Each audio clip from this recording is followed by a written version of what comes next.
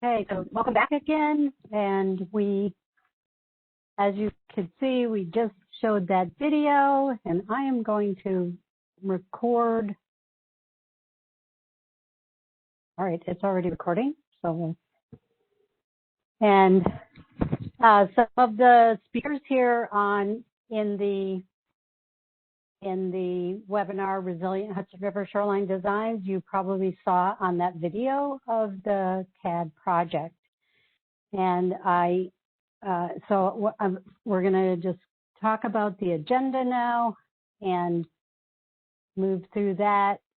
And Libby Zamitis, who is here as a panelist, will be speaking more about the CAD program as well.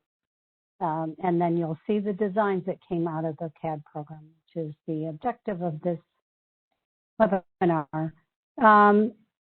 Everyone kind of knows the ground rules now. Make sure that for the chat that we want you to use all participants to send you in the chat. And I work for the Hudson River National Estuarine Research Reserve. I am the Estuary Training Program Coordinator for that organization. We are a partnership with the Department of Environmental Conservation and NOAA. And here are some URLs where you can find more about us. And I did want to point out specifically here that we are on the Hudson River Estuary in the state of New York, going up from New York City up to Albany. And we have 4 research reserve sites: Stockport Flats, Tivoli Bay. Our office is at Norrie Point, Iona Island, and Piermont Marsh. And if you look at this map, the sites that we are talking about today, the cities that we're talking about today that are part of the climate adaptive design are Kingston, which is right between Tivoli Bays and Norrie Point, and Piermont Marsh, which is adjacent to, and Piermont Village, which is adjacent to Piermont Marsh. And besides those projects, the climate adaptive design has also been in Catskill, north of Tivoli Bay, Hudson, across from Catskill, Ossining, near Piermont, and then down in Randall's Island. And so you can find more about that. Libby will put some of those URLs in the chat eventually.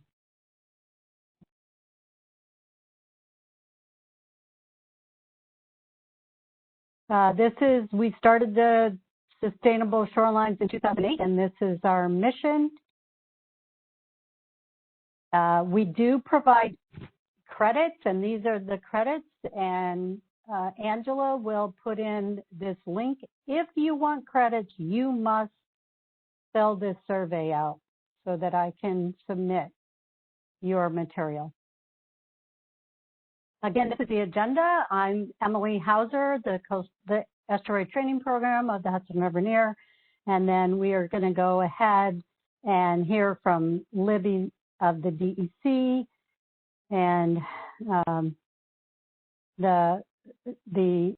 Nathan Mitchell, Dave Davis, and Dave Yazzo about Piermont, and Julie Noble and Taylor Cha for Kingston. And I also want to say that I'm a City of Kingston resident, and I also have worked with the Village of Piermont in some research projects, and I really want to thank those municipalities for all the great work they do, and thank Jess Sarah, who is not on this call, but who is the impetus behind CAD, as well as Libby and everyone else.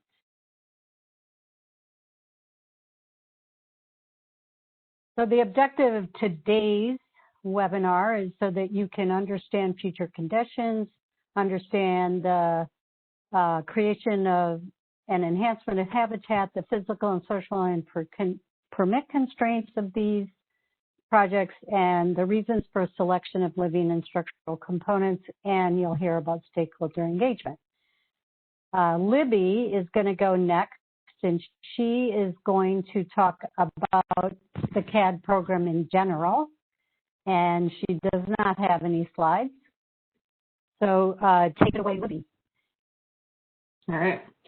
Hello, everyone. Libby Zamaitis from the Hudson River Estuary Program. We're part of the state's Department of Environmental Conservation and Cornell University Water Resources Institute.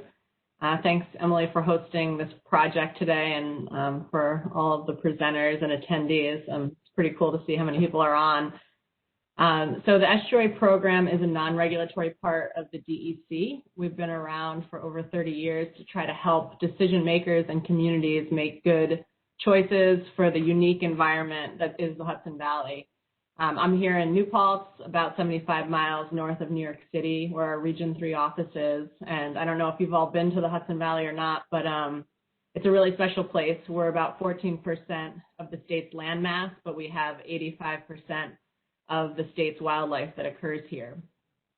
So we have different programs within the estuary program or different teams, and I lead the climate change team, which is focused on helping communities adapt to climate change and build resiliency.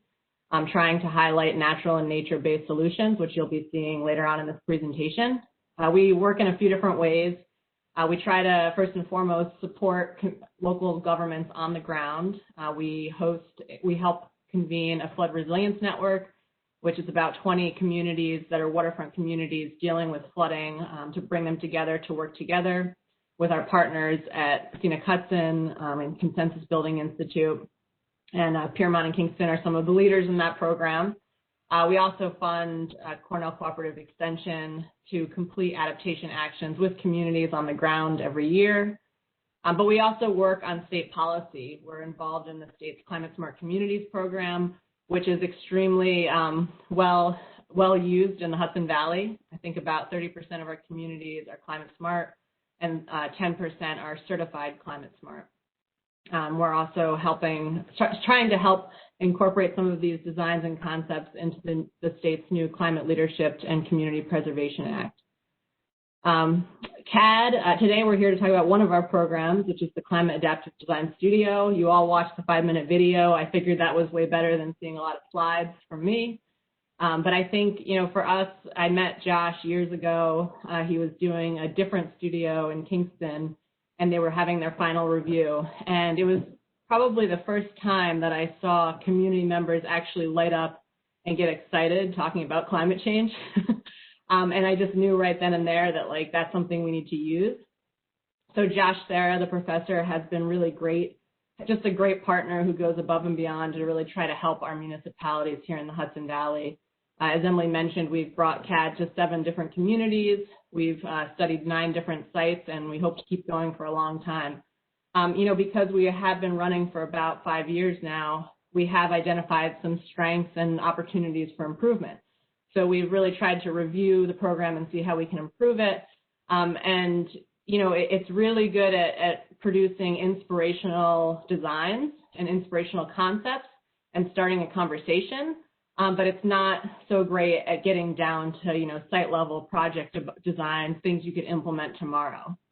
So we responded to that with the CAD, what we call CAD Phase II, or the Engineering Design Development, which is what you're going to see today, which we hope is going to fill that gap between the CAD studio with the students and then hopefully communities achieving state or federal funding to actually implement projects on the ground.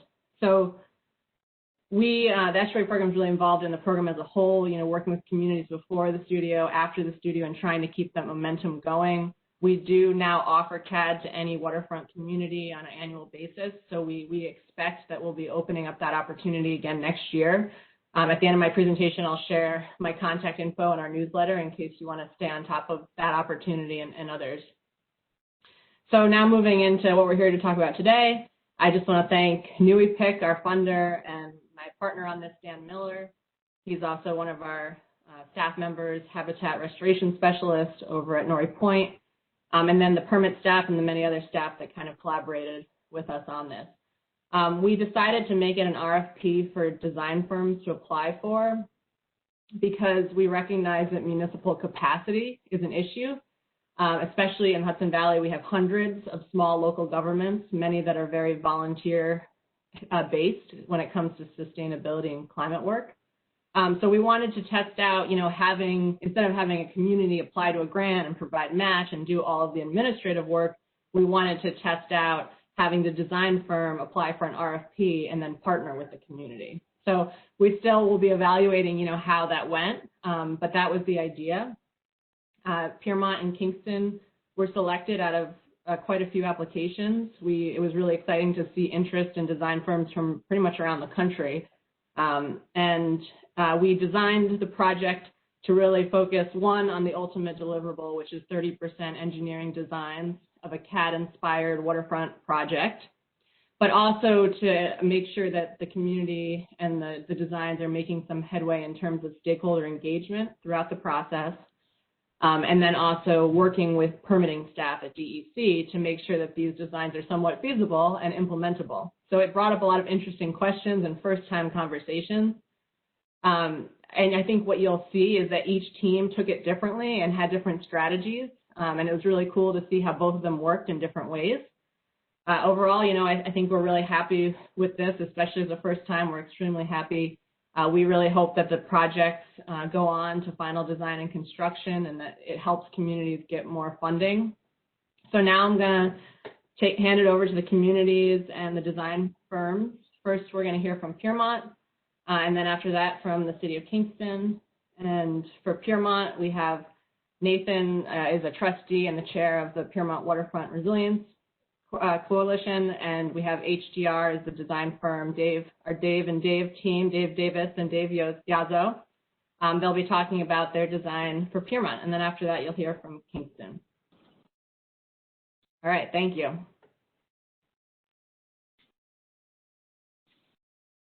Hi, everybody. Nathan Mitchell here, Village of Piermont. I think if we go forward one slide, we have a few things. Yeah, okay, so where we began. The situation with Piermont is Piermont's a very small community. We're only about 3/4 of a square mile in total size, and we have a population of about 2,500. We are right alongside the river, and we do have a tributary creek, the Sparkhill Creek, that runs through the middle of town and is tidal for a large portion of it. So when we're looking at the at estimates of what kind of sea level rise impacts we're going to see, it's very significant for Piermont. We're looking at 3/4 of a foot to 2.5 feet of rise by 2050 and 1.25 to 9.5 feet by 2100. Just to put that in perspective, we have significant portions of the community that will be underwater at high tide with just 1 foot of sea level rise. So this is something that is going to have a big impact on the way we live our lives in Piermont. 52.5% of Piermont was identified as being at risk from a 1% flood event in the Rockland County Hazard Mitigation Plan, which is a huge percentage. It's more than twice any other community in Rockland when it comes to flood risk. So after Hurricane Sandy, which really devastated the community, we formed a Waterfront Resilience Task Force and spent about a year working through that project, identifying priorities and goals and means that we could take on to start to build better resilience within the community. One of those things was that we established a permanent commission called the Piermont Waterfront Resiliency Commission, which I currently serve as chair of. So what we have in our advantage is that we have a great, very interactive community of people that really care about the river and really care about Piermont. And so we've been trying to tap into that with Waterfront, with the PWRC and a series of outreach events to get everybody up to speed on what we're looking at and also on what kind of options we might be able to put into place. So our strategy here is that through collective planning with our engaged citizens and a shared stakeholder vision, we can uniquely position ourselves to make the adaptations that will keep us around past that 2100 mark. Slide. So what the Waterfront Resiliency Commission works towards is to plan aggressively while also adapting gradually, partly based on financial constraints. We are a very small community. We don't have a very large tax base, and our demographics are not perfectly aligned with a lot of funding sources that are available out there. So what we need to do is to get the best bang for our buck. So we're very much interested in building on strategies that have been demonstrated to be effective in other locations and other places. What we want to be able to do is to help our residents and our businesses deal with a flood event. It's inevitable we're going to have flood events. We want them to be able to prepare for, survive, and recover quickly from those flood events that we know will be coming, especially with the sea level rise increasing where the flood advisory zone is. We need to also maintain the village's relationship with the Hudson River because our community is very much based on waterfront activities. We were at one point commercial fishing was at one point the biggest industry in town. And a lot of people are here specifically because of our location and access to the river. We need to maintain a vibrant business district and local economy, which is challenging enough in a community as small as ours that, to keep a bunch of businesses open in a place that isn't very easy to get to and isn't right on a highway or anything like that can be challenging. So we're always working to try to support that. And we want to develop surge survivable shoreline features. So some of the things that happened in Sandy, we have the reason we're called Piermont is because we have an enormous pier which is directly next to two mountains. And the pier is the biggest attraction to Piermont for a lot of people. And out at the end of the pier, we had a bunch of damage done during Sandy where we had things in place that just were not designed to survive a storm. So we very much are trying to make it a priority that anything that we do on the waterfront is constructed in such a way that it will come through another storm event without any serious damage. And, of course, we're always interested in seeing how we can improve the natural ecosystem and habitat in our shoreline, being adjacent to the marsh, which is a very significant spawning area, and the Sparkill Creek, which is a tributary area. Those are all these priorities for the community of Piermont. So with that sort of brief introduction, I'd like to hand it off to the Daves to get into the more technical nitty-gritty. And thank you very much. This is Dave Davis. I'm the project manager for HDR this project. So as Nathan laid out, part of the key to having a successful project and was really the stakeholder engagement and having an engaged town. And Piermont was, exceptionally engaged for this project. We had a lot of community feedback, and you could see in the pictures one of the design workshops that we had, a lot of interest in this project, a lot of good feedback that we received. So stakeholder engagement was important from the start when we began in August of 2019. Part of the engagement included, participation with Nathan's Resiliency Commission, doing presentations for the town on how the project was developing. But probably my favorite engagement activity was a design workshop, which we held in February of this year. And that's where we really had a chance to have the community provide real feedback. We laid out the drawings, the draft drawings that we had prepared, and we really got some really good feedback on what they liked, what they didn't like, and that really informed the 30% design for the project. We also had, I thought, a very productive pre-application meeting with New York State DEC regulatory staff, where they highlighted some key issues that they thought, could impact the project. And, we got a lot of, permitting feedback on that.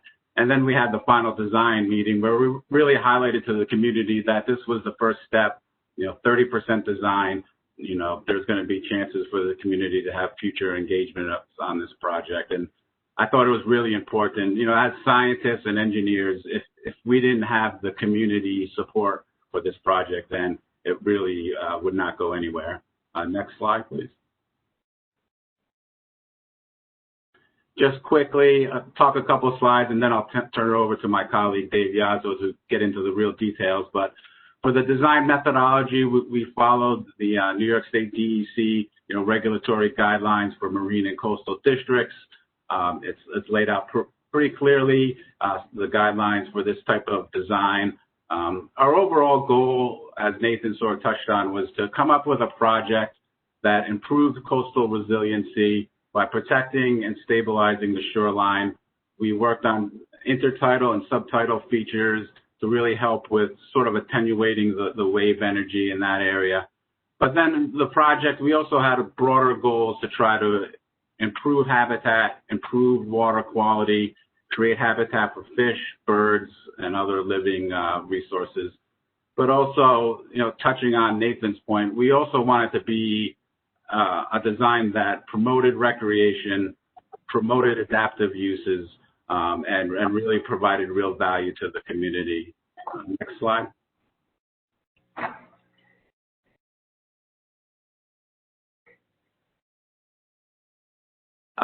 With this, I will turn it over to Dave Yazzo to talk a little bit about the site assessment and some of the stuff that we did at this location.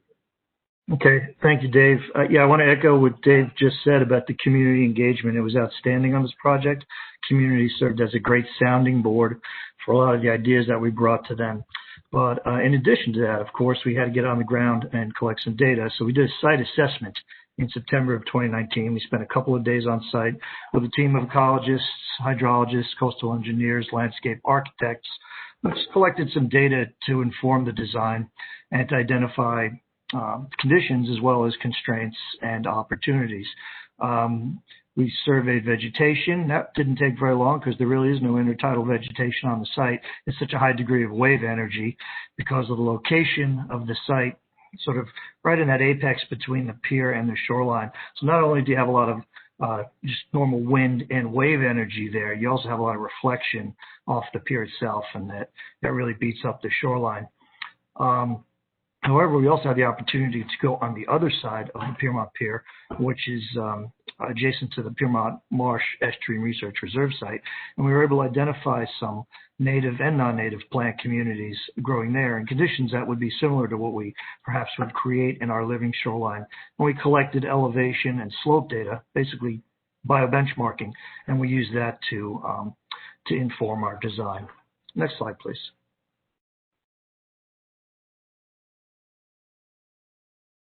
In addition to the on-the-ground surveys, we conducted some detailed elevation profiles. We used a drone and we used on-the-ground survey equipment. With the drone, we collected some high-resolution aerial imagery, video, and even collected high-accuracy topographic data with that platform.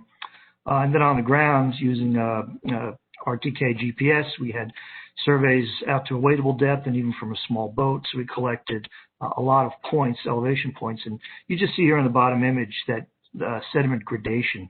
We've got a pretty coarse boulder field right in the apex of the pier and the shoreline. And as you walk along that to the north, you get a very noticeable sorting down to fines. And it's very apparent when you're walking there, but it's also interesting. You can see it in the air photo as well. And actually, if you look just up to the side of the little gazebo there on the pier, you can actually see the drone operator and the spotter there.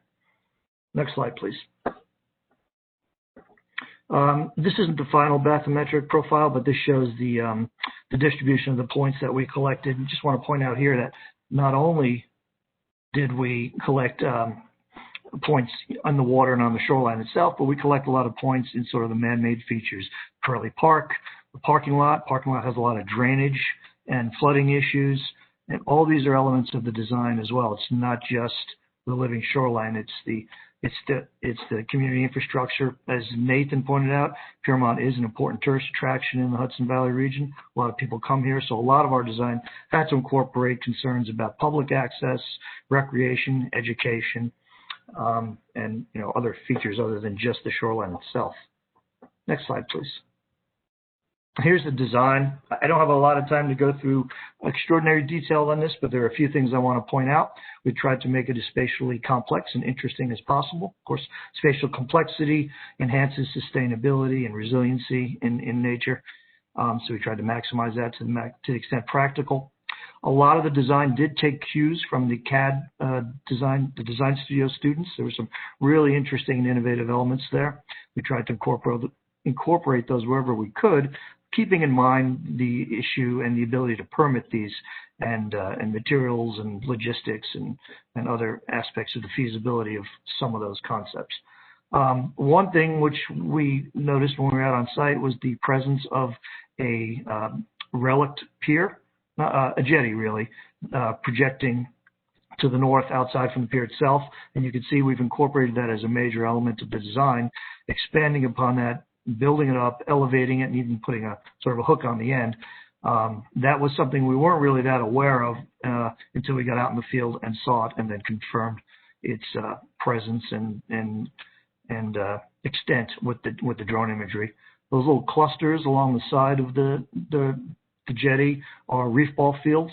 Those are primarily designed to promote Habitat, spatial complexity. Used to be a lot of hard habitat in the Hudson River, but a lot of that has been lost due to navigation improvements. So it's an opportunity to bring back some of that structural complexity in the form of hard habitat. And we would use reef balls, which we've had a lot of success with in the lower Hudson River, New York, New Jersey harbor already. There's both low marsh and high marsh components. There's some beaches. There's one large beach to the left there on the project. That's important to retain that beach because that's the primary access point for recreational boating. When we had the meetings with the stakeholders, they made it very clear that we could not in any way impair the ability for recreational boaters to access this site. And in fact, we not only did not impair their ability, we expanded and improved the access. We also created some small pocket beaches because potentially there is actually a small diamondback terrapin population in the adjacent Piermont Marsh, and that could be potential nesting habitat for that species. The low and high marsh are protected by rock sills, and on the landward edge of the site, we incorporated an unimproved, not paved, but sand or cobble pedestrian walking path. So there are a lot of elements here, most of which are habitat components, but some of which involve public access, education, and recreation. Next, please.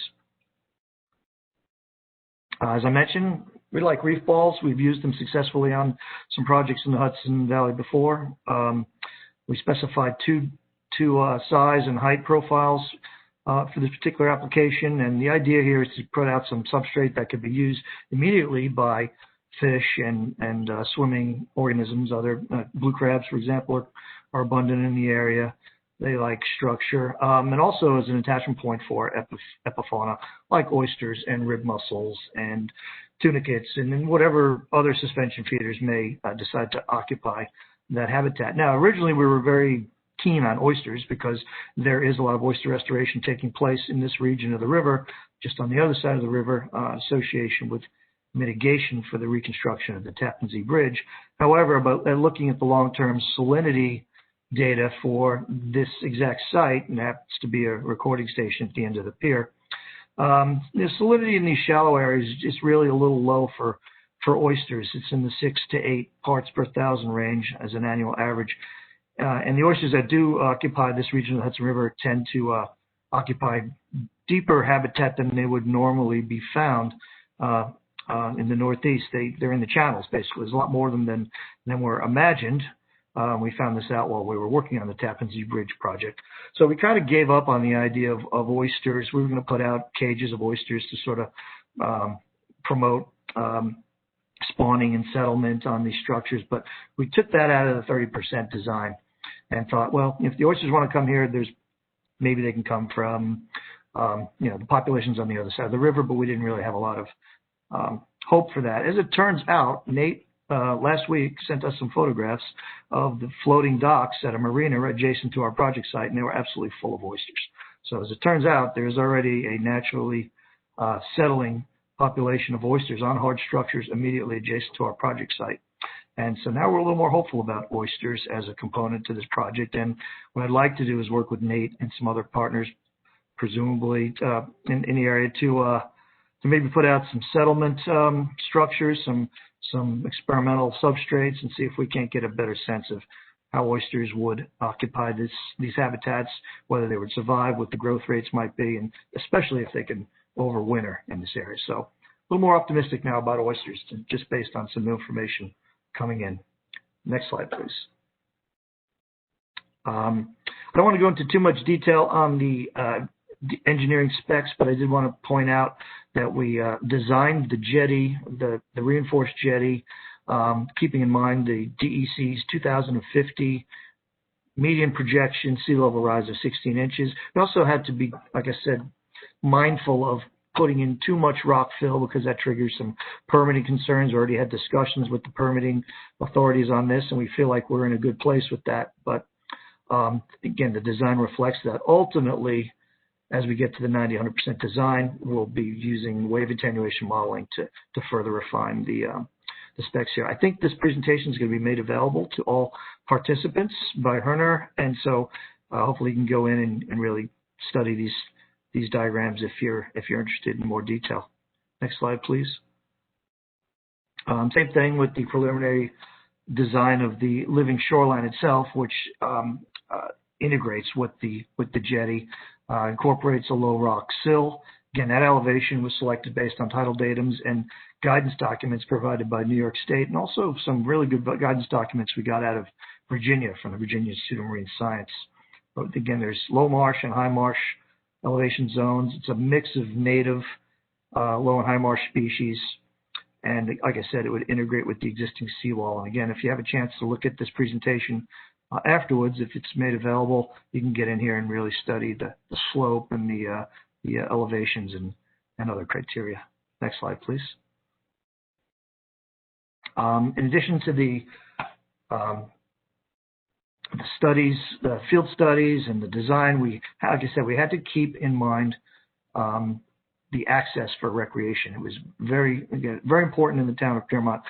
There's a very strong community of recreational boaters. Some of them are residents of the town. Some of them come from considerable distance to access the river at this site.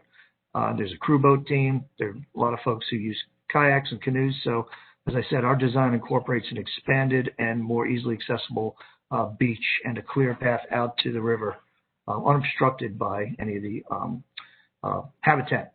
So the artificial habitats that we're proposing. Next slide, please. Don't want to spend too much time on this, but again, we had landscape architects involved. And again, our design incorporates super tidal features as well. There's Pirelli Park. We specified some preliminary native species plantings. There's an opportunity to put up interpretive signage and picnic tables and other features that would attract the public as well as engage them and educate them, especially if they're not from the area. So there's a whole component of the design related to the upland, more park-like features. Next slide. We're also, did we skip a slide? I think we jumped a slide. Nope. Okay. All right, next slide, please. Working with some of the potential funding opportunities, we've been talking with the town of Piermont. We'd like to engage with them in the future to get to the 90 to 100% design as well as construction. So we're working with them to locate some funding opportunities. Within New York State, there are a few potential opportunities. There's the Hudson River Estuary Program, local stewardship planning grants. There's Climate Smart Community Program grants, and there's the Department of State has a local waterfront revitalization program that offers some grants as well. On the federal side, FEMA has a grant program, their BRIC program. National Fish and Wildlife Foundation has a Coastal Resilience Fund, which supports projects just like this. And then the National Estuary Program has a Coastal Watershed Grant Program. So we hope to continue to work with Nate and his partners in Piermont. Like I said, very engaged community. It's a very interesting project. We feel fortunate to have the opportunity to get in on it at the ground level, and we hope to continue that in the future. And I think we have time for a few questions. Final slide. We do have a couple questions. The first one being, how large are the pocket beaches / breaks in the rock fill? What size rock? I don't have the exact dimensions in front of me. The rock, it would be a variety of sizes. And actually, one component of that is we already have rock on the site. If you look at some of the aerial photos, you can see that. I'm not even sure the source of it, but there's quite a bit of very large cobble and even boulders on the site. So our goal is to reuse that to the maximum extent practical. So that would, in some part, constitute some of the rock for the jetty and the sills, and it would also constitute some of these boulder fields, large boulders that we would place in the shore zone as perches or roosting areas for wildlife. I don't know if the rocks. I don't know if the actual size of the rock is specified in the grades here. And the beaches are small. They're relatively tiny. There's one large beach. Again, that the spec there was that someone had to be able to access that beach with one of those crew boats, which I think are about 45 feet long and actually turned it completely around to get it on and off the beach. So the beach right now already, just barely, I think, provides that. So that was a sort of a minimum specification for that large beach. The smaller beaches are really probably just, on the order of a tenth or 2/10 of an acre, if that, just to provide some little bit of heterogeneity in the design there.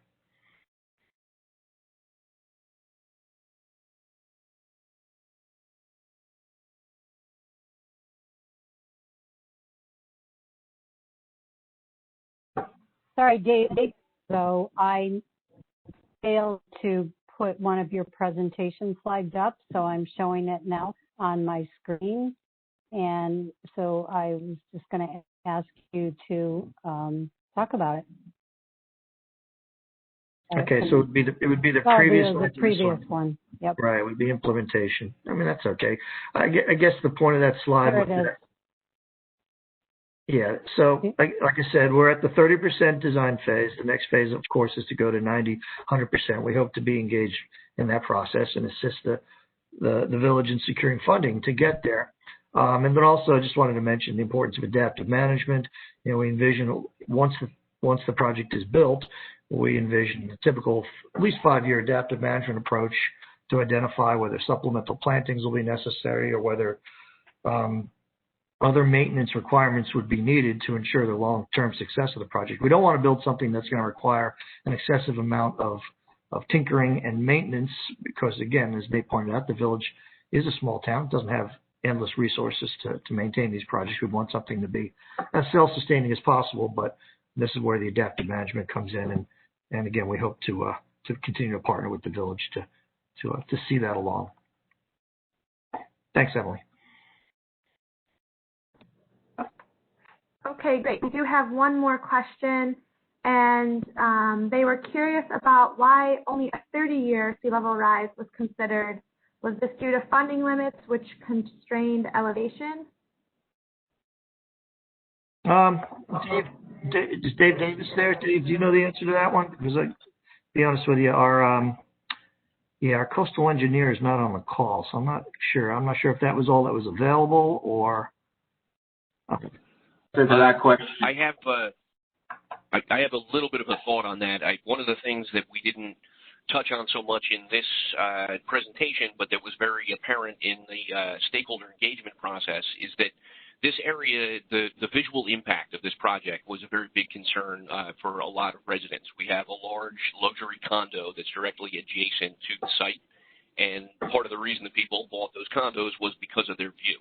So I know one of the things that the HDR team was balancing with everything else was making sure that the aesthetic of the finished product would be an improvement rather than a negative impact on the viewscape at the location. So I think that may have informed a certain limitation of the height. I remember a number of people saying, I don't want to look at a 10-foot wall. That's right. That's right, Nathan. And I'd also add the other balancing act we did was this whole question of how much fill. So balancing how much fill we'd have to add versus, habitat creation value. So I know that was sort of a limiting factor on how high we could go as well.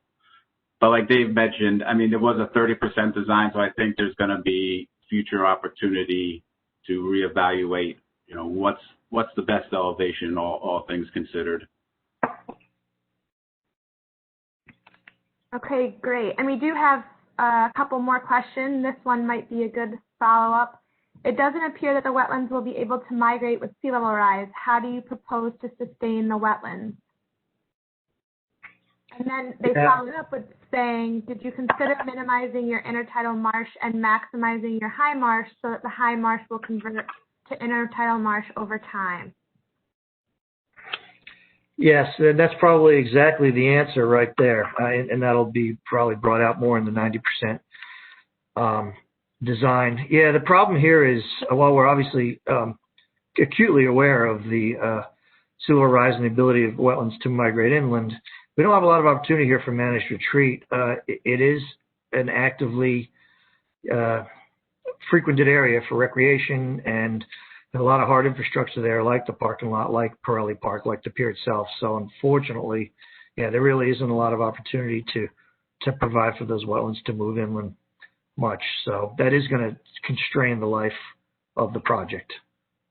It's, again, as Nate had mentioned, it's a bit of a balancing act here between habitat, sustainability, shore protection, and maintaining recreational uses without changing the character of the community and keeping the stakeholders engaged. But now that's an excellent point.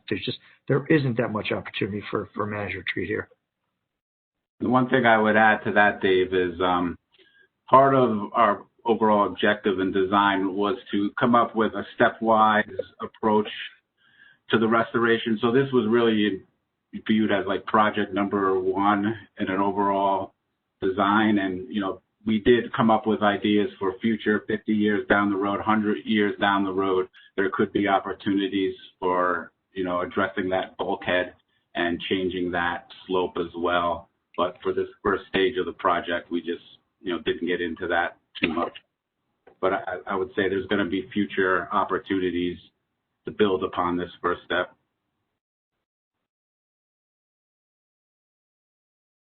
Okay, great. We did have one more quick question before we pass it off to Kingston, and that was, what is the estimated cost of this project?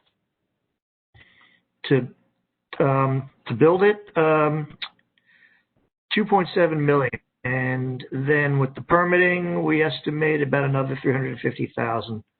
So really coming in at just about $3 million to get it permitted, designed, permitted, and built in 2020 dollars.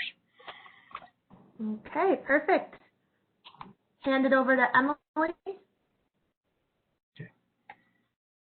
And I did want to point out that in the Piermont study, in the Piermont area, there is a 200-acre marsh that is south of the village that is part of our research reserve. So we are looking at it closely to see how it will, how resilient it will be to sea level rise. In other words, even if it can't migrate inland, can it accrete? So I just want to add that to the information that you're hearing today.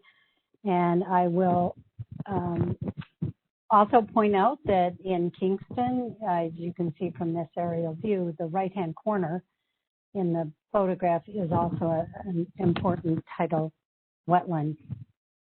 So Julie Noble is the Environmental Education and Sustainability Coordinator for the City of Kingston, and the City of Kingston and Nathan and Piermont, they are doing a great job of kind of not only working in their own communities, but helping other communities to move the waterfront resilient efforts forward. So I'm going to now turn it over to Julie. Thank you for speaking. Thanks, Emily. Hi, again, my name is Julie Noble, and as Emily said, I'm the Sustainability Coordinator for the city, and I'm being joined today also by Tae-Wook Cha of Supermass Studio. And I want to thank Emily and the Sustainable Shorelines team for inviting Kingston to participate in this webinar today. Next slide. The City of Kingston is a city of about 23,000 people, and we're located 90 miles north of New York City in Ulster County. We're situated on the Hudson River in the Hudson Valley of New York at the base of the Catskill Mountains. Next slide. Kingston has a stretch of over 3 miles of tidal waterfront, and like Piermont, we've seen our share of flooding and impacts from major storms and inundation, particularly in our busy Rondout Waterfront District, an area rich with restaurants, cultural and religious institutions, and residences. And you can see here just some impacts that we've had from some significant storms within the past decade. Next slide. The City of Kingston is a certified Silver Climate Smart Community, which Libby was discussing before. We're a leader in the Hudson Valley in sustainability and work on climate change adaptation, as you saw in the video. Since 2012, the City of Kingston has been participating with stakeholders and partners on Kingston's waterfront to improve the resiliency and sustainability of our shoreline, to implement an economic development strategy, and develop better access to the river, to parks and open space on the waterfront for people on foot, on bicycle, and boats. In 2013, we convened the Tidal Waterfront Flooding Task Force, which was a collaboration of local government, state government, public and private organizations, businesses, and residents to evaluate our most vulnerable waterfront district, to identify assets and risks, to create a vision for Kingston's waterfront, just as Piermont did, and to create an adaptation plan to address those issues. So that plan, Planning for Rising Waters, led the way for us to see a real paradigm shift here in Kingston, with changes to design proposals, adaptation integration into regular municipal planning, and interest from and collaboration with many other Hudson Valley communities. An important milestone has been our involvement and our ability and our opportunity to host 3 distinct Cornell Climate Adaptive Design Studios, the studios that you saw in the video. We were able to host 3 times in 3 separate areas of our waterfront. Each one of those resulted in an increased dialogue in the community around this issue, heightened awareness and environmental literacy around the impacts of sea level rise, and strategies for adaptation. Next slide.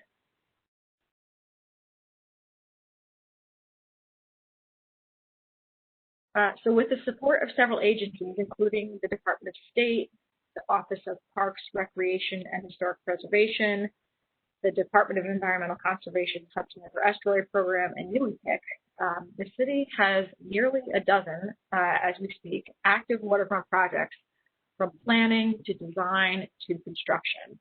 And we branded this effort as Weaving the Waterfront, a term which was first coined by the Cornell Climate Adaptive Design Studio, to connect the strategies for our waterfront across project boundaries and to interlock our varied uses along the waterfront into one collective vision. All of this you can read about on all of our work on our city's website, and I'll provide that in the end. And there's lots of information. All of our plans, all of our designs, any of our documentation is right on our website. Next slide, please. So today's focus is on the work that was done at Kingston Point. That's a municipal beach and park complex on the Hudson River.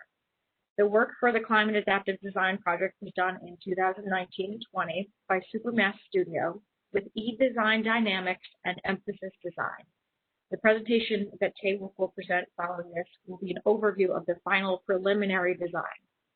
Kingston Point was the site of the 2017 Cornell CAD studio. So building on concepts and strategies explored in that studio, this project evaluated sea level rise scenarios and assessed their implications for the city and the larger Hudson River estuary system. The project developed an overall plan with engineering concepts that balanced opportunities for ecological health, resilience, and recreation. We had an incredible amount of engagement with relevant stakeholders. A demonstration project was chosen, which was the development of an engineering design that would utilize the beach as a sea level rise adaptation device while enhancing natural habitats and park programming. Taewok Cha of Supermass Studio is going to present the final preliminary design. Next slide, please. And for further information on the work at Kingston's waterfront, you can certainly follow up with us online. Here's our information. So I'd like to pass it over to Taewok for his presentation.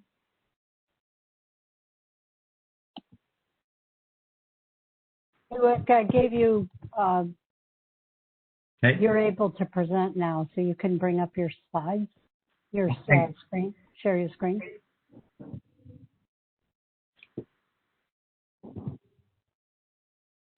Great. Well, thank you for the excellent introduction, Julie.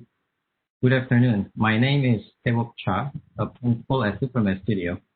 I am a landscape architect and the principal in charge of the Climate Adaptive Design Project at Kingston Point. This presentation has been the collaboration between Supermass Studio, landscape architect, and lead planner, E-Design Dynamics, ecological engineer, and Emphasis Design, graphic designer, and public outreach experts. With the guidance from our project partners, New York State DEC Hudson River Estuary Program, UEPIC, and the City of Kingston, The last but not the least, the inputs from our community at the Kingston. Hey, Taewook, we're seeing both your current slide and your next slide. Is there a way to do a different view? Here.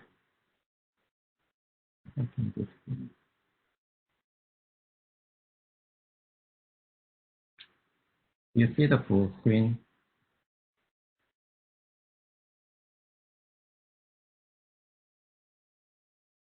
How's it now? Oh, it's great. Thank you. You see the full screen? Yes, we can see the full screen now. Thank you. Excellent. Okay.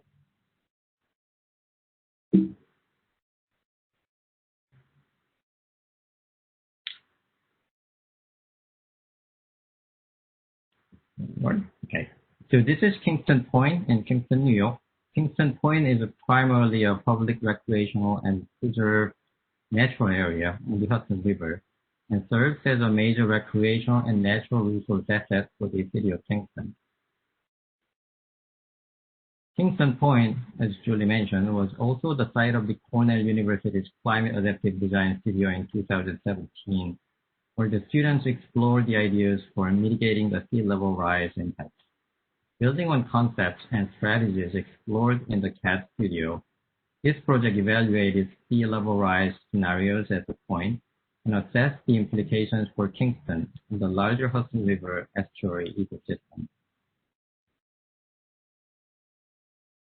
Engaging community in the process was a critical part of the project. This was the Weaving the Waterfront open house event and public survey we conducted earlier in the process, a citywide celebration of various climate adaptive resiliency projects happening around the Kingston, where we gathered valuable community inputs. The projected sea level rise at Kingston Point from present day through 2050 and 2080 shows the rising water level will flood the point area if we do nothing, and eventually flood the majority of the areas, including the highly popular beach, parking lot, and important wetlands and forest habitats, resulting in the point essentially becoming an island. As our first step, we looked at the conceptual framework for the entire Kingston Point area and developed 3 alternative scenarios of what might happen with the rising sea water level. With varying levels of interventions, it can become a nature island or a channel island with a good part of the beach and land protected, or a peninsula that maintains its connection to the land.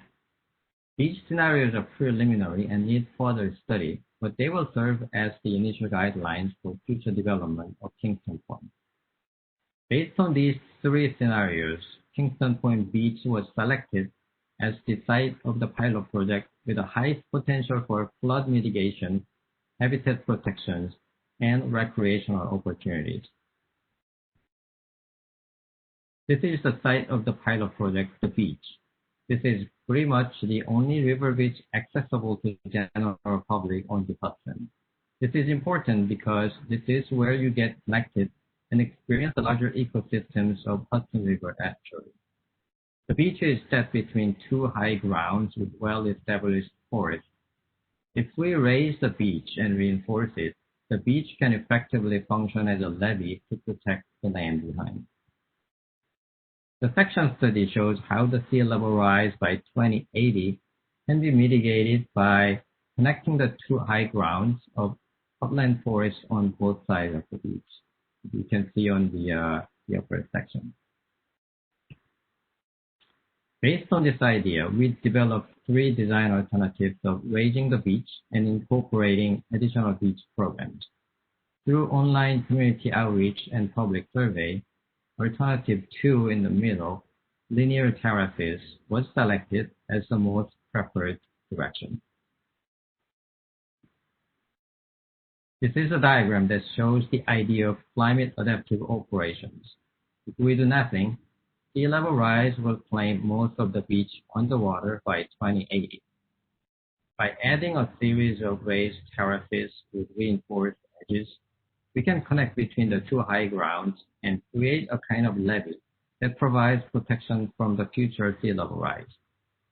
We can create additional habitats along these terraces and make the ecological connections between the two disconnected ecosystems. The terraces will also serve as the additional opportunities for various beach-related activities. This shows how the newly created beach will adapt to the future sea level rise from present-day year 2050 and 2080. As the water level rises, raised terraces adapt to the changing water level and continue to provide the beach activities and protect the land behind them. This illustrates the new Kingston Point Beach with its intended programs of flood protection, beach recreation, and habitat creation in a present-day water level. Two tiers of raised beach terraces continue to provide the beach functions. The top tier connects between the two existing high grounds and serve as a beach promenade with a great view of the Hudson River. Wetland Cove and Brick Beach living shoreline anchor on both ends of the beach, and the planted terraces connect the two larger ecosystems. Additional beach programs such as boardwalk activity terraces, sand play areas, and ample seating will be provided on the raised terraces. A pier over Wetland Cove allows the opportunity to observe the wetland ecosystem up close, as well as a nice place for fishing and river gazing. The same level of boat launch operations on the other end will be maintained. Here you can see the effects of the sea level rise in 2050 and how the new beach adapts to the rising water level while maintaining its functions. By the year 2080, while a good part of the beach will be claimed by the sea level rise, we will still maintain a certain amount of beach activities and continue to provide protection to the land. We looked at the existing context of the beach to find the right material for the raised terrace edges. One end of the beach is anchored with a beautiful rock outcrop. The other end shows the iconic brick beach from the area's rich industrial past. To weave the natural, ecological, and historical context of the site, we propose to reinforce the terraces with riprap rocks from local quarries, eco-concrete that can accommodate aquatic habitats, and gabions filled with bricks harvested from the local beach. Eco-concrete edges can be combined with riprap or habitats. Steps and seating can be added to the eco-concrete and gabion edges. These materials and techniques can provide alternative to a standard concrete edge and tell a much richer story of the site's ecology, people, and history. This diagram shows where the different types of proposed edges are located. Brick-filled gabion edges with seating on top, shown in red, will be used primarily. Eco-concrete edges, shown in green, are proposed on the main beach terraces where they are expected to interact with water constantly. Gabion edges are not very comfortable to step on, so that was another reason why we proposed concrete edges on the main beach area, because that's where we expect most people use to access the river as the water level rises. For circulation, the beach promenade at the top serves as the pedestrian spine to access the beach and various activity areas. Center 5% access of ramps, shown in dashed lines, will provide easy access from the parking lot into the beach. Recreational programs are primarily beach-related, with the added programs of pier, picnic, boardwalk, and promenade. Boat launch program is maintained. Constructed tidal wetland and live stake living shoreline reinforce the existing forest ecosystem at both ends. Coastal shrub ecosystem is incorporated into the linear terraces and make the connection between the two larger ecosystems. Wetland Cove is the constructed tidal wetland. It was designed to interact with the tidal changes of Hudson River. At mean tide level, water starts to flow into the wetland through the 3 open channels that are set at different levels to take the tide water at different points of tide. As the tide goes down, certain amount of water below the mean tide level will be kept to maintain the water volume inside the wetland. The river levee to construct the wetland was kept just outside the mean high water level to avoid disturbance to the existing shoreline and permitting concerns. A successional wetland plant community of floating aquatics, deep water immersion, shallow water immersion, and upland adjacent are planned at different levels to work with the tidal changes of the river. This aerial view of the wetland cove shows how it interacts with the tidal changes of the Hudson River. As the river tides coming in, the wetland starts filling up with water through the 3 small water channels. At mean high water, the wetland cove pretty much gets connected to the river. And this intertidal cycle will repeat every 12 plus hours, allowing us to appreciate our natural interactions with the river tide. With the beach raised and reinforced, the wetland cove is where it opens up to the river and its ecosystems.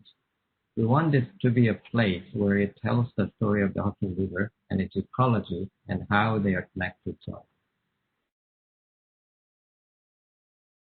The central area of the beach is the programmed terraces of various beach-related activities.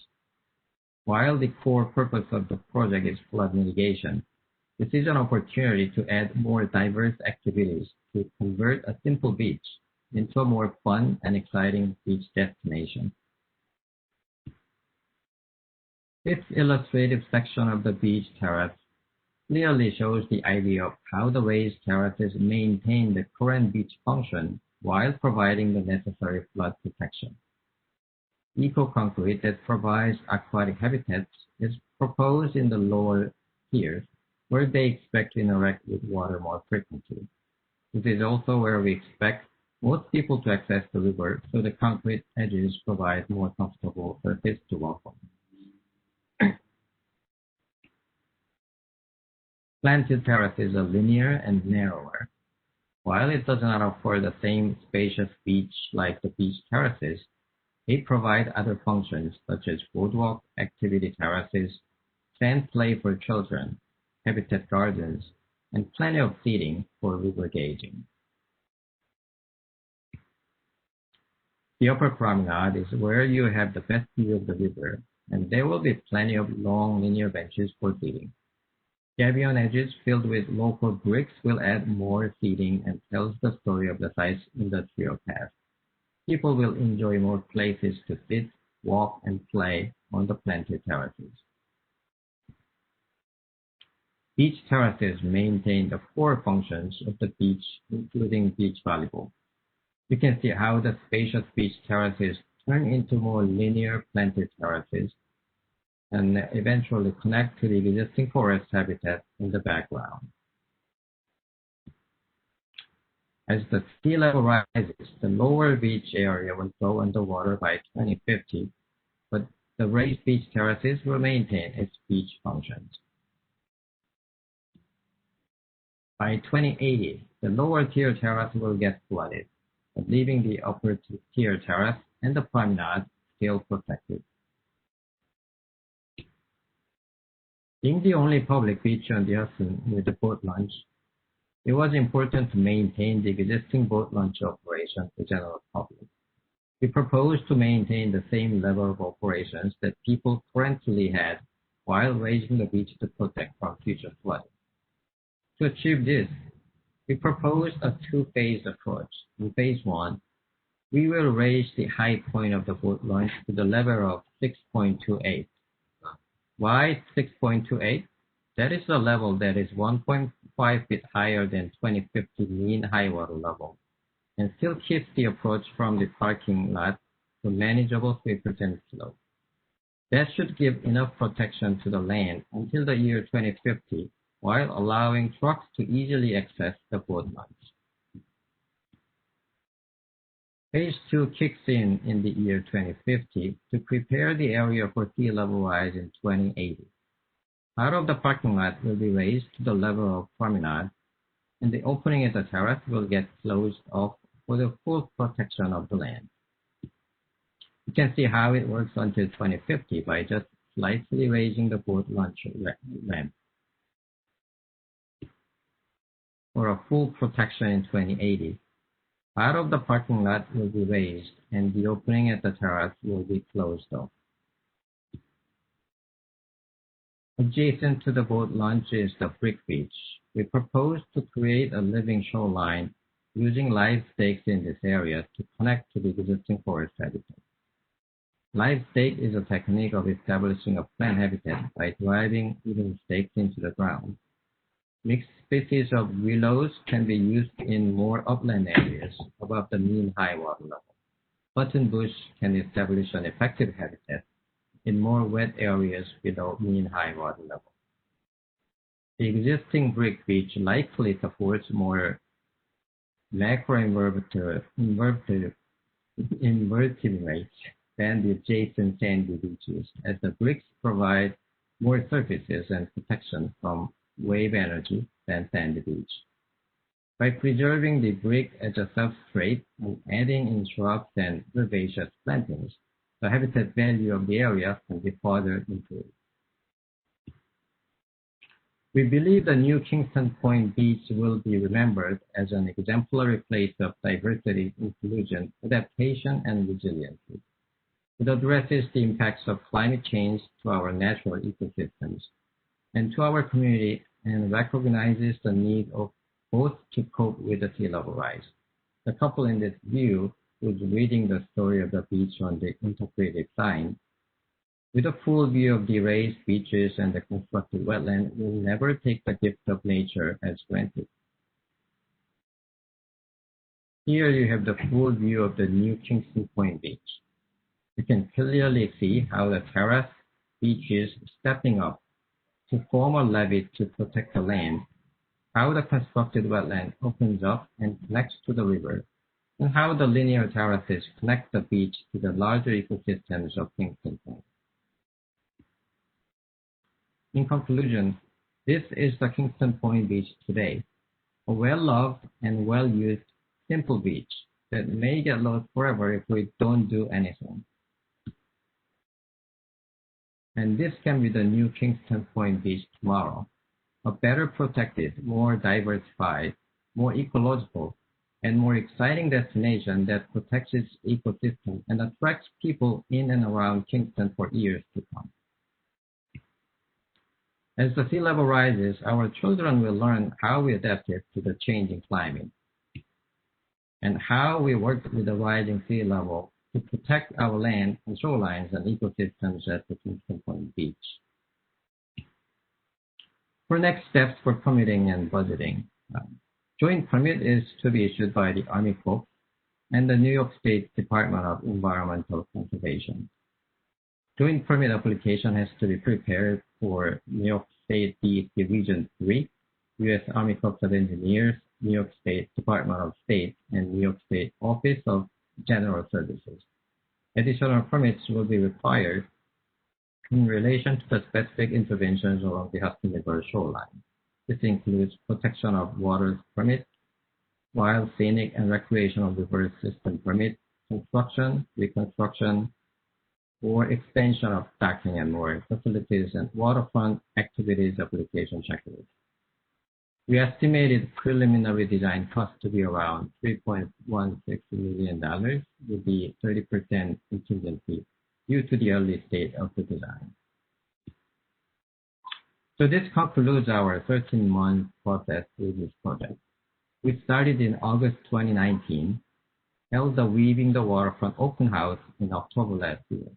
We completed the overall framework plan in December and preliminary design alternatives in May this year, when it was presented to the community through online media for community input.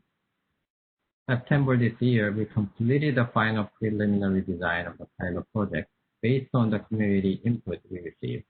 The future phases will include construction documents and permitting and construction of the pilot project. It is all pending the availability of funding and the community support. So this concludes my presentation. I will open the floor for any questions and comments.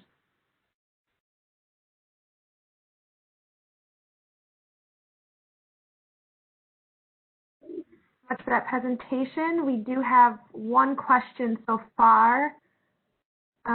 This one's actually for both Piermont and Kingston, but do either of you have plans how to handle material that drifts in and collects along these sites? That's an excellent question. So that question is related to the materials for the edge reinforcement, I believe.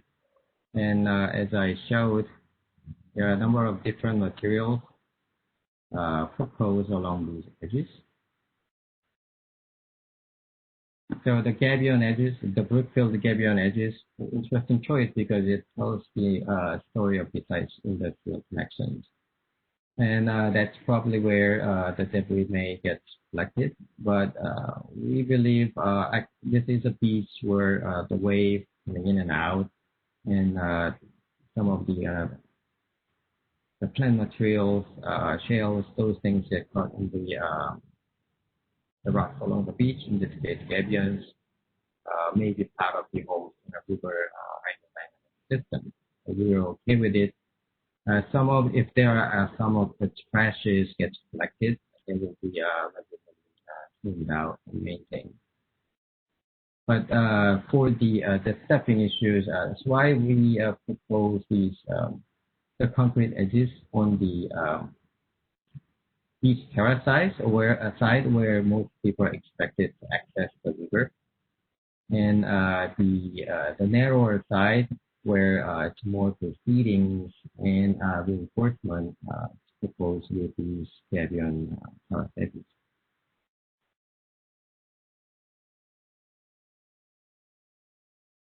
Okay. For Piermont, I know that was a big concern raised by the stakeholders of the village, was what would be the cost of maintaining the living shoreline.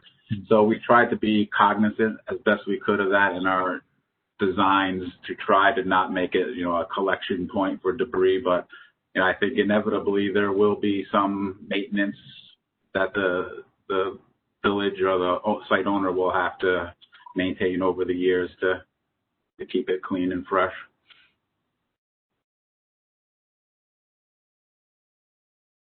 Just wanted to say that the material that comes up on the beach is, if it's small and like dead leaves and dead vegetation and that kind of thing, is called wrack, W-R-A-C-K, and then the woody debris is larger. And we, the Sustainable Shorelines project, part of that, looked at the ecological value and habitat value of that wrack. And so it is a good thing to keep your beaches messy, understanding, of course, that when they're used as swimming beaches or for kayaking and so on, you're probably going to rake that material up. And we all know how difficult it is to have a beach with the water testing. But just putting a word out there for the importance of having the decaying debris on any shoreline. That just try to keep it messy if the use allows for it. I'm going to hand it over back to Angela, who has another question for us. Quite a few questions coming in. So the next question is, does the wetland cove drain dry at low tide, or is there potential for summer temperatures to heat up the permanent pool? What is the proposed permanent pool depth? Another great question. So as you can see here, these levee and the stone inlaid water channel, three of the water channels, are letting the water in as the water level or tide water goes up. And as the tide water recedes, the levee start to flex the water, keep the water from fully draining. So there are three different elevations set at these water channels to allow water to come in at different levels. So when the water goes down, a certain amount of water, in this case, below mean tide level, water would be kept inside the wetland. And with the evaporations and the drainage, we expect water level to remain somewhere between mean tide level and mean low water level. So remember, this wetland tidal cycle repeats every 12 plus hours. So when the water goes down and water goes up, it keeps replenishing the wetland water twice a day. So that's how we expect the certain level of water in the wetland gets maintained.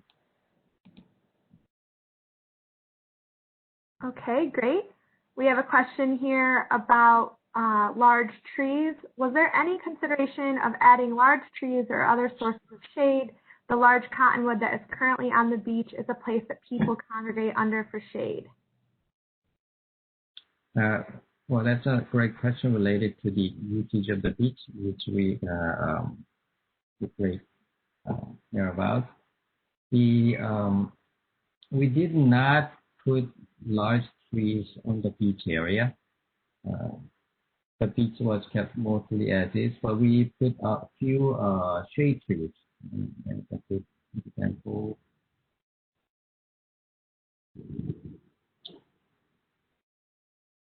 So we propose a couple of these smaller type of shade trees, not huge trees, but small to medium-sized trees on the upper tier terraces, where we expect to remain protected for a longer period of time into the future. But this being the beach, we expect more flexibility by people bringing their umbrellas or the temporary parasols set along the promenade and provide more shade protection, the sun protection for people. So we try to maintain more flexibility instead of installing large trees or permanent tree structures.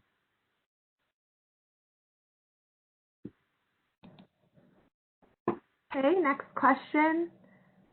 Was there any consideration to making the parking lot a permeable surface so as to further mitigate flood events and sea level rise?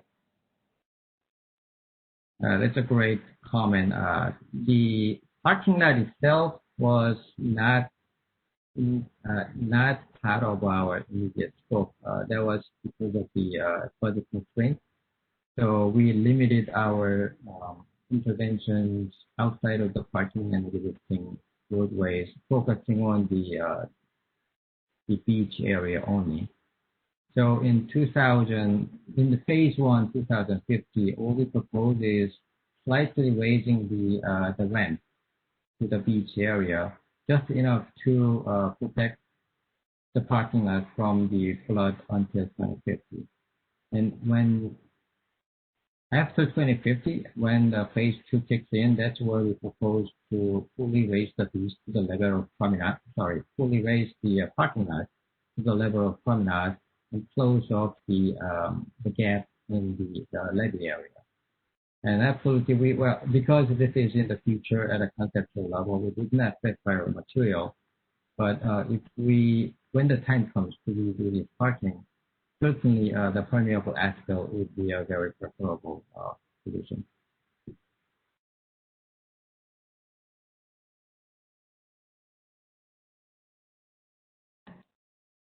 Alrighty.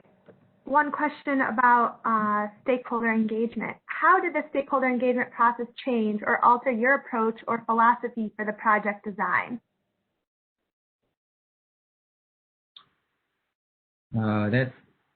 That's a deep question. So we did kind of couple of different types of climate, the community engagement. The first one was what we showed in the beginning, the Weaving the Waterfront Kingston open house. So this was the community outreach, not just for our project, but with all the other resilience projects along the waterfront in the city of Kingston. The city of Kingston is undertaking a number of different these resilience projects at the time, and still they're continuing. So we didn't want the community to see this as a standalone project, just something we're doing on the beach. We want them to understand this project is part of much larger efforts citywide to fight the sea level rise. And it's really important to understand all of these different resilience projects work together to create a holistic sea level rise protection for the city and the shoreline. So that was October last year, well before this pandemic, and we had a great turnout. We wanted to make it more fun, exciting, to get more community engagement. So we had the scenic train ride. We had the boat ride to see the site from the water. We had the multi-type station with all these different project partners have their interpretive booth. So people really came out, enjoyed like a day of picnic, checking out all these different projects. So that was really interesting and engaging experience with the community as a holistic approach. But then when we started planning to go back to community engagement, the more standard work sessions, presentations, that we were not able to do that. So we switched to the virtual online webinars, very similar to what we're doing today, to the key community stakeholders and leaders, and eventually shared with the larger community. And that turned out surprisingly well. We had a great turnout from the community members.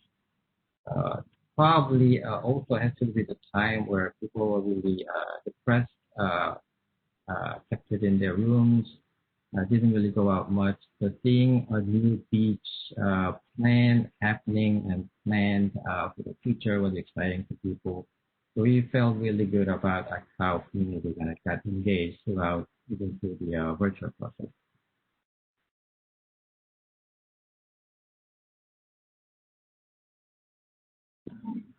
Time, but I'd say for Piermont had, stakeholder engagement had, fundamental changes for our project. And, we touched on a couple of them, the oyster, discussion. Also, I think Dave touched on it. Important was the recreational access, because initially on the beach area that Dave had shown, we had more of a natural type design to that, but we realized the importance of, waterfront access to the kayakers, and so we changed, the design in particular in that area to accommodate that type of access. And there's a list of 5 or 6 other things that, were influenced by stakeholder engagement.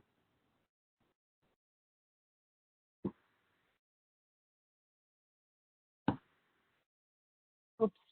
Thank you, Dave and Taylor, for talking about stakeholder engagement. I just want to say that it is after 3:30, so we can keep having people stay on and ask questions. But I just want to check for those of you that have to leave. And someone asked me to put these URLs in the chat, so I can do that. And just wanted to point out that on the Hudson River Sustainable Shorelines site, we do have a list of lots of information beyond the Hudson River. We have our demonstration site network where you can see designs of nature-based shoreline stabilization. We have a protocol, and a shout out to the Army Corps of Engineers, Engineering with Nature. They just started a new podcast. So I wanted to let you know about that, or they do have podcasts that you can listen to. And then we, at the Sustainable Shorelines, we now have 3 different flyers, and the newest one is at the top, and it's really kind of connects the information in the other 2. And those are on our website, and I do have paper copies if anyone wants that.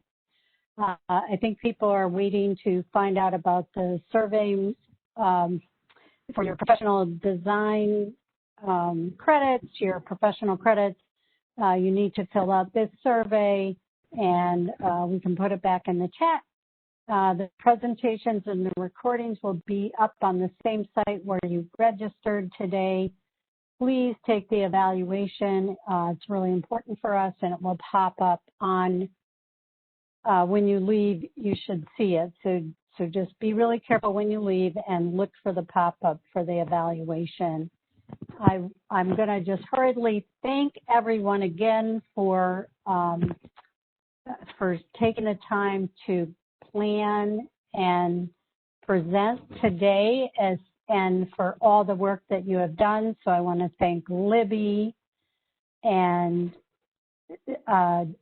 Davis and Dave Yazzo and Julie Noble and Nathan Mitchell and Taewok Cha and all the work that your colleagues do on this and on this project and in other projects along the Hudson to help with resilient waterfronts. And I hope that you enjoyed the variety that you heard today, because there was a lot of engineering, but there's also design and really looking at at how we can reimagine the waterfronts. And again, we will, you're free to leave if you need to, but if the presenters, panelists could stay on.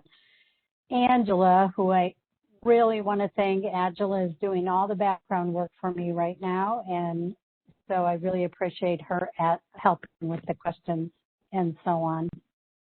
So we're going to go ahead and ask a few more questions. We did have one follow-up question in regards to those intertidal pools. The concern was whether the pool temperatures will be so high that there'll be mortality of fish. And they were asking if there was any measures being taken to prevent that mortality.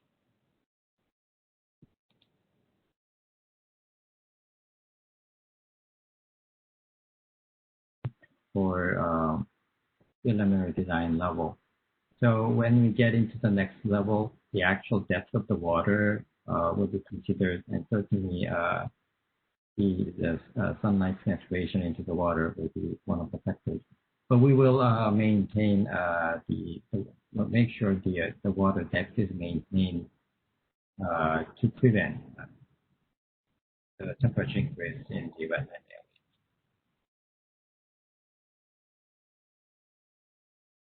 Okay, great. We did have one question that wanted to confirm the overall cost of the Kingston project. I had thought I'd seen it on a slide that said $3.17 million, but could you just confirm that for me? So that was 3.16 million order of magnitude assessment for the preliminary design stage.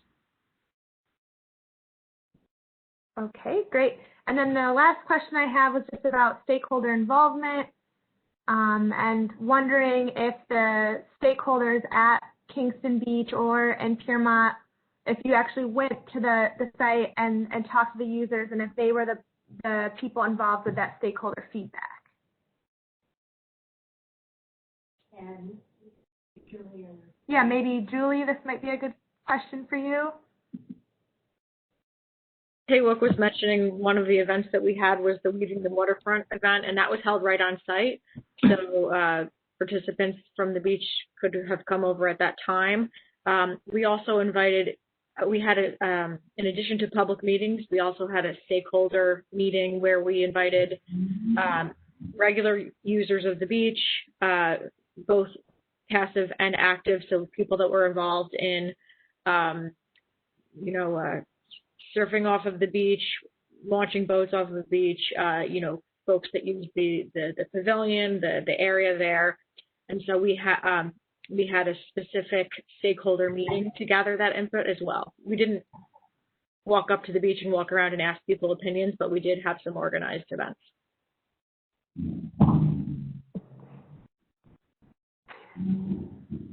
Piermont, did you have anything to add about engaging with stakeholders directly at the site using The park? I was just going to say that, well, Piermont is a very small village, so all the stakeholders knew exactly where the project was located. We did not hold any, events at the beach area, but when we were, doing our site investigations, there was interest, from the public, and we did, receive comments and whatnot, during, that site assessment. But it's a very small village, so everyone knew the area we were talking about.